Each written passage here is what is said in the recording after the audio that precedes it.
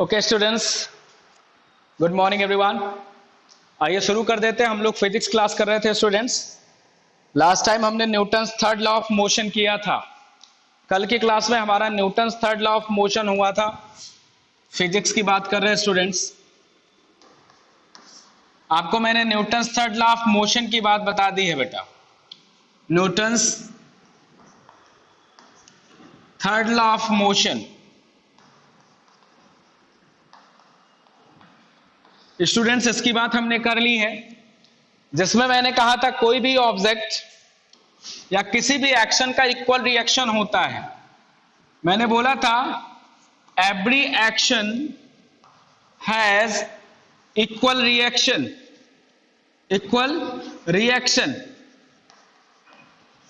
But in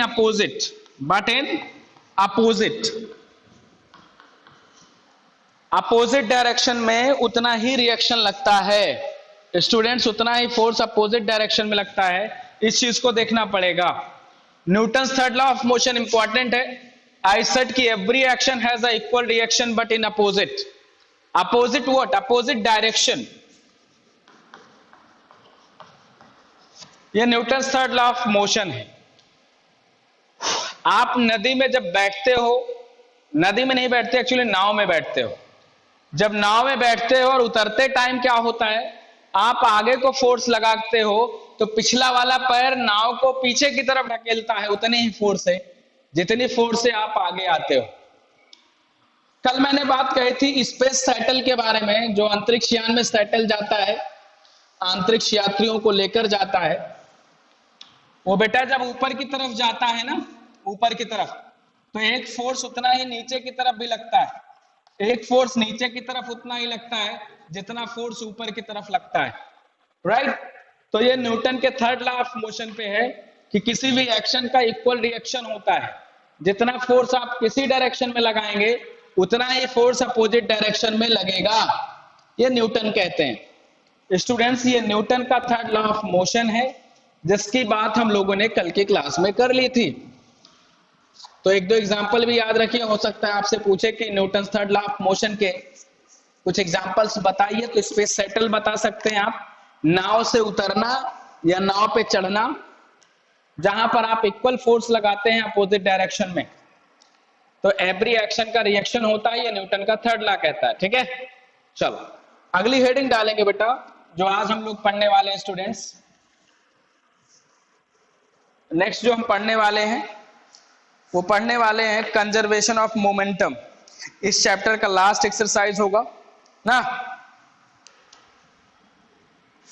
अगली heading डालिएगा conservation of momentum.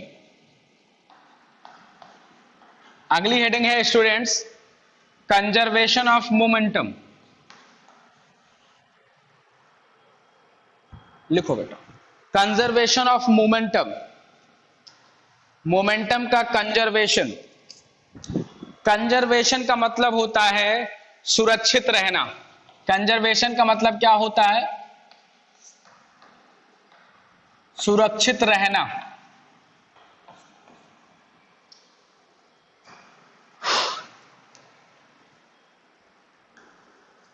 Students, मैंने मोमेंटम के बारे में बताया है। मोमेंटम क्या होता है? मोमेंटम के बारे में बेटा मैंने बताया आपको। मोमेंटम को P से डिनोट करते हैं। P is equal to m into v होता है। ठीक है, इसकी बात हमने बेटा पहले कर ली है।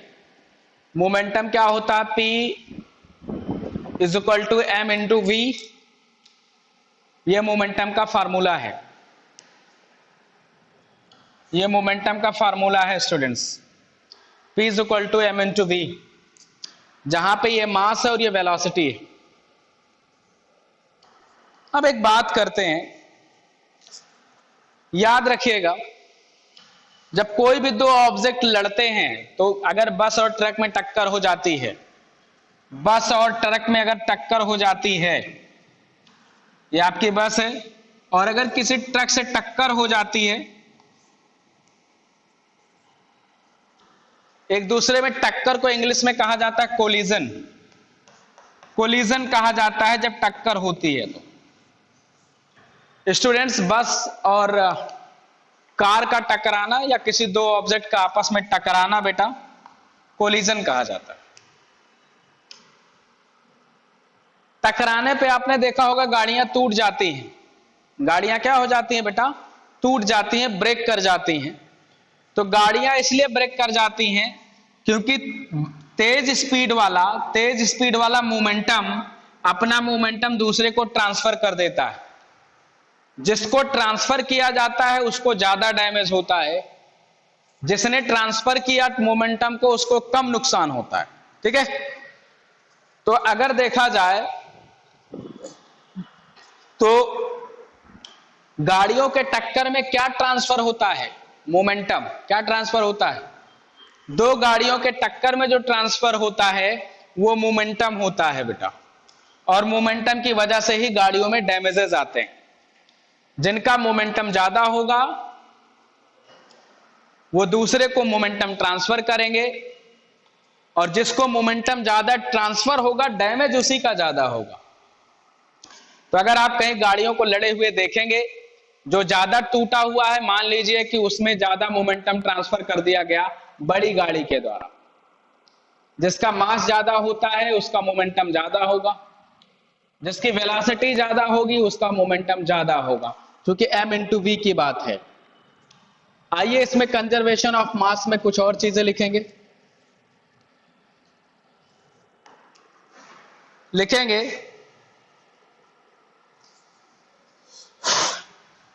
Consider two bodies A and B. Consider two bodies A and B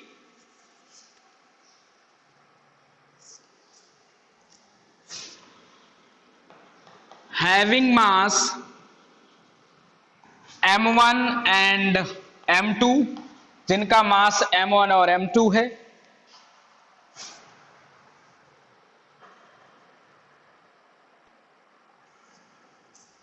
नीचे लिखेंगे let's initial velocity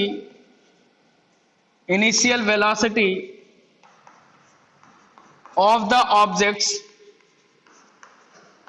let's initial velocity of the objects are u1 and u2,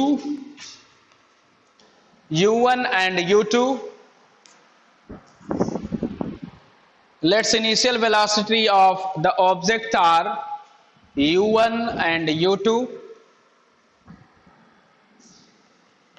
and final velocities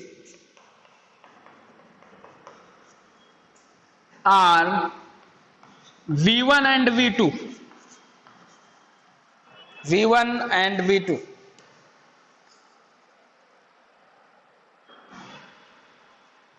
v1 and v2। ठीक है, इतना हो गया, मिटा दें बेटा। स्टूडेंट्स इतना आपने लिख लिया होगा आई थिंक।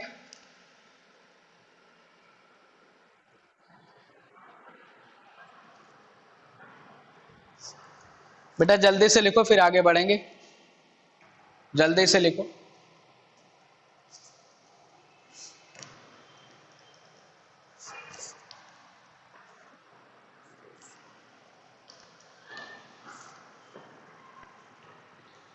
इसको वेरी इंपॉर्टेंट डाल लो बेटा, इस हेडिंग को वेरी इंपॉर्टेंट लिख लो, बहुत महत्वपूर्ण एग्जाम में पूछा जा सकता है।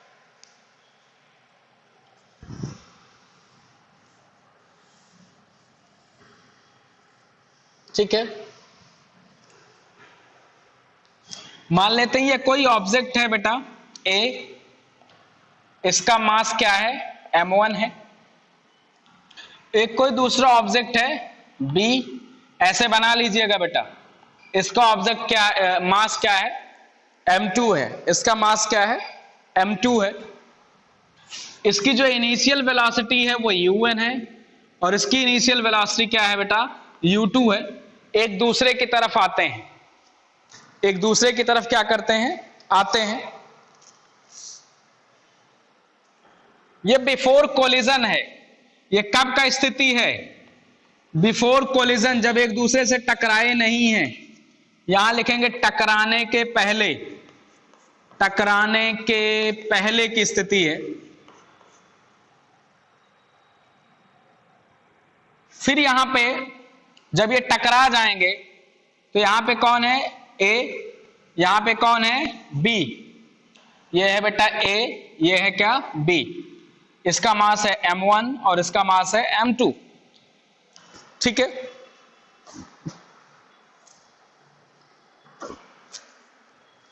जब ये टकराएंगे बेटा, एक दूसरे से टकराने के बाद, एक दूसरे से जब ये टकरा जाएंगे तो ये इधर को भागेंगे, वेलोसिटी क्या होगी, v1, और ये इधर को भागेगा, इसकी वेलोसिटी क्या हो जाएगी, v2। क्लियर। ये हो जाएगा आफ्टर कोलिजन। ये कौन सी कंडीशन है बेटा, एक दूसरे से दूर तब भागेंगे जब टकराएंगे, और जब तक नहीं टकराए हैं ये हो जाएगा लड़ने के, टकराने के बाद।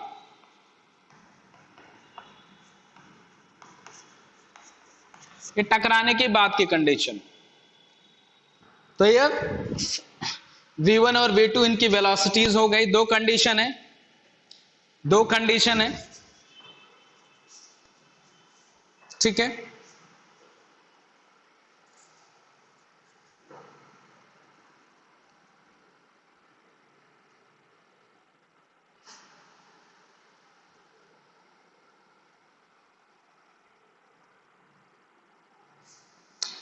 आइए आगे चलते हैं बेटा।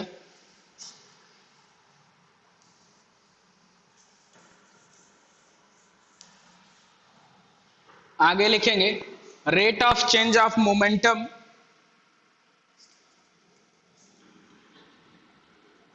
Rate of change of momentum of body a body का जो rate of change of momentum होगा बेटा, rate of change of momentum होगा m, और यहां पे v1 माइनस un अपान t। पहली बॉडी का जो rate of change of momentum होगा वो ये होगा, और b का जो होगा बेटा सेकंड का, सेकंड जो v है उसका हो जाएगा, ये m1 है, ये m2 हो जाएगा, ये हो जाएगा v2 माइनस u2 अपान का t बेटा, अपान का t। दूसरे का rate of change of momentum हो जाएगा।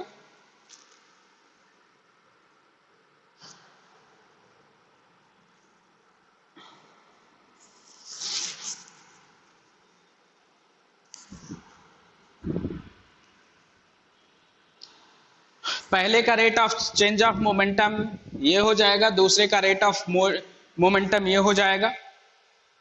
आइए आगे बढ़ते हैं।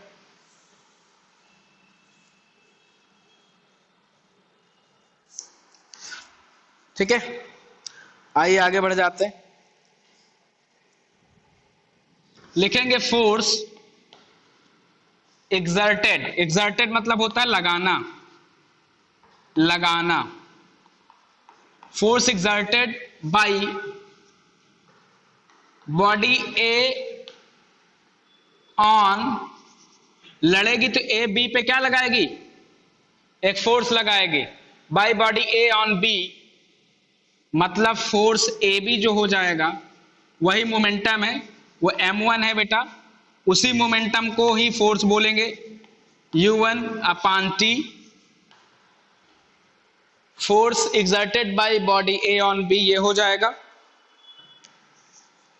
लेकिन लड़ने पर बी भी क्या करेगी, ए पे क्या लगाएगी, एक फोर्स। अगर सामने से कोलिजन हुआ तो बी भी एक फोर्स लगाएगी। तो यहां लिखेंगे force exerted by body B on A, लड़ने पर दोनों एक दूसरे पर फोर्स लगाएंगी, तो बी ए पर एक फोर्स लगाएगा तो उसे बोलेंगे एफ बी ए, एफ बी ए बोलेंगे, वो हो जाएगा m2 v2 माइनस u2 अपान t।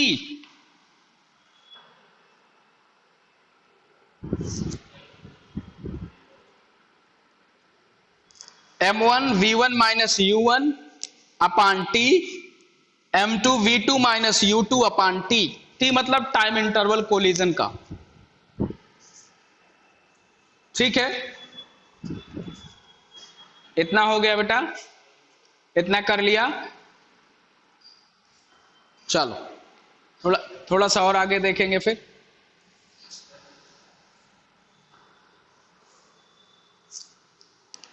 थोड़ा सा और आगे देखेंगे। Force exerted by body B on A, body B on A, तो लिखेंगे by Newton's third law, by Newton's third law. Newton का थर्ड लॉ कहता है लड़ने में फोर्स बराबर लेकिन अपोजिट डायरेक्शन में लगेगा। मतलब फोर्स ए बी जो होगा that will be minus force B A, that will be minus force B A. ठीक है,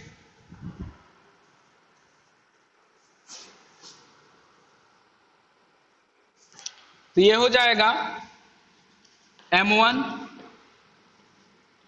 b1 minus u1 by T is equal to minus m2 v2 minus u2 by T. t से t कतक cancel हो जाएगा बेटा, t से t क्या हो जाएगा, कैंसिल हो जाएगा। तो बचेगा क्या, मैं यहां लिख दे रहा हूं, तो बचेगा m1 v1 माइनस u1 बराबर minus m2 v2 minus u2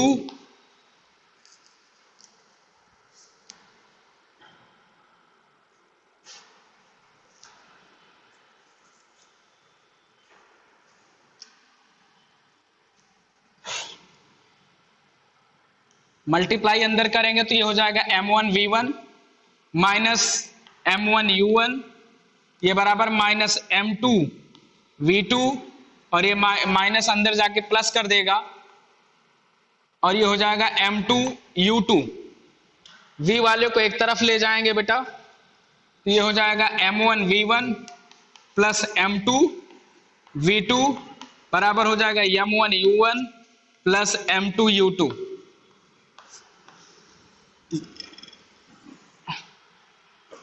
ये बॉक्स में बंद कर लीजिए, यही लॉ ऑफ कंजर्वेशन है बेटा, ये लॉ ऑफ कंजर्वेशन है, law of conservation of momentum.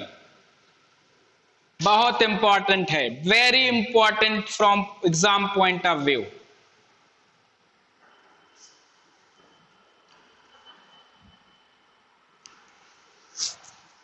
कहने का मतलब ये हो गया, कोलिजन के पहले का जो मोमेंटम है, कोलिजन पहले का जो मोमेंटम है वो कोलिजन के बाद के मोमेंटम के बराबर है। लड़ने के पहले का मोमेंटम लड़ने के बाद के मोमेंटम के बराबर है, मतलब मोमेंटम का लॉस नहीं होता है। लड़ने के बाद भी मोमेंटम ट्रांसफर तो होता है लेकिन मोमेंटम का लॉस नहीं होगा, मोमेंटम कभी खत्म नहीं होता है। स्टूडेंट्स आज की क्लास के लिए इतना ही करेंगे। Thank you very much everyone.